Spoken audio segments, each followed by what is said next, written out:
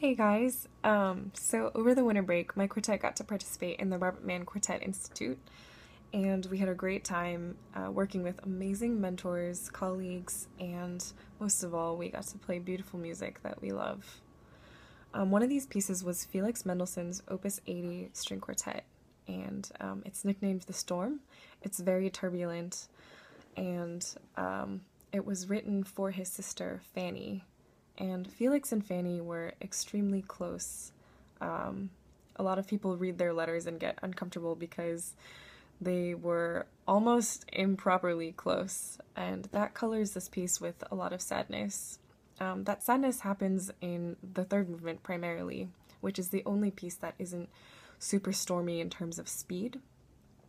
It starts with a cello lament, and then there is a sigh in the first violin part. And this is a very small theme which keeps recurring throughout the movement. I actually have a video of one of our master classes, so throughout this video I'll be interjecting it with videos of us playing as examples instead of ghetto illegally using Spotify.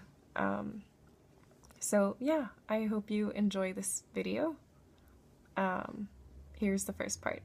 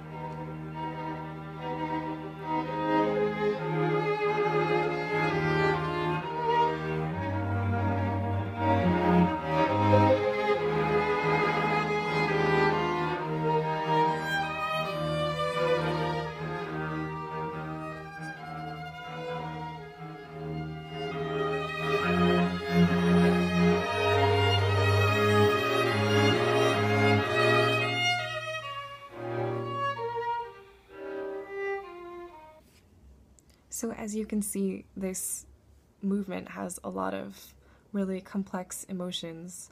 When I play it, I imagine that it's, having to start everyday life again, having to resume after something like grief or loss has happened. There's a lot of nostalgia and bittersweet fondness, as well as sadness, and that lament and the sigh gesture always makes me think of some kind of movie where you can see like the single tear rolling down the cheek. So it's super dramatic, but it has enough vulnerability in all of the nostalgia that I really think it works as a movement. The next part is the third time that the theme happens, and then it becomes the climax. It just gets really intense, and I first worked on this a few years ago, more than a few years ago. In my youth, I was engaged, and that engagement was broken off, and I had to work on this piece for 10 days right after. And I remember breaking down after one of the rehearsals because we read this movement, and in the middle, which is the climax, there is a wedding march, the dun dun dun dun, which has the same rhythm, but it has a minor second in it, so it becomes extremely dissonant. And it reminded me of my own wedding that I had planned, which wouldn't happen anymore. And in this way, I felt like I could really relate to the music and to the person behind the music, because even though I hadn't lost someone in my life physically, in a similar way, I had expected the remainder of my life with someone, and it wasn't going to happen anymore. So here is that third time with the intense climax.